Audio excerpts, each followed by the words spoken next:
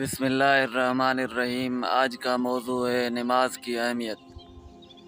دین میں نماز کی اہمیت ایسے ہے جیسے بغیر ستونوں کے چھت کھڑی نہیں ہو سکتی، ایسے ہی نماز کے بغیر دین کے ارکان بہت مشکل بن جاتے ہیں۔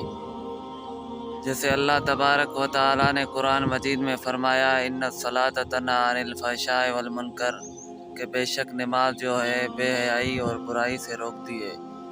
ایسے ہی نبی پاک صلی اللہ علیہ وسلم کا ارشاد ہے۔ نبی پاک صلی اللہ علیہ وسلم فرماتے ہیں کہ الصلاۃ عماد الدین، نماز دین کا ستون ہے۔ اگر ہم نماز کی پابندی کریں گے، وقت کی پابندی کر کے نماز ادا کریں گے، وقت پر ادا کریں گے، تو پھر یہ ہمیں بے حیائی، برائی اور تمام برے کام ہیں ان سے روکے گی۔ اگر ہم نماز کی پابندی نہیں کریں گے تو پھر دوسرے کاموں برے کام ہیں ان میں داخل ہو جائیں گے، پھر ہماری دنیا کی زندگی تباہ ہو جائے گی اور آخرت کی زندگی ہے وہ بھی تباہ ہو جائے گی۔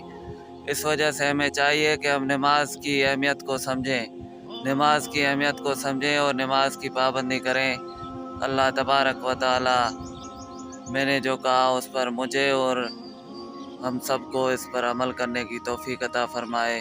وآخر دعوانا ان الحمد للہ رب العالمین۔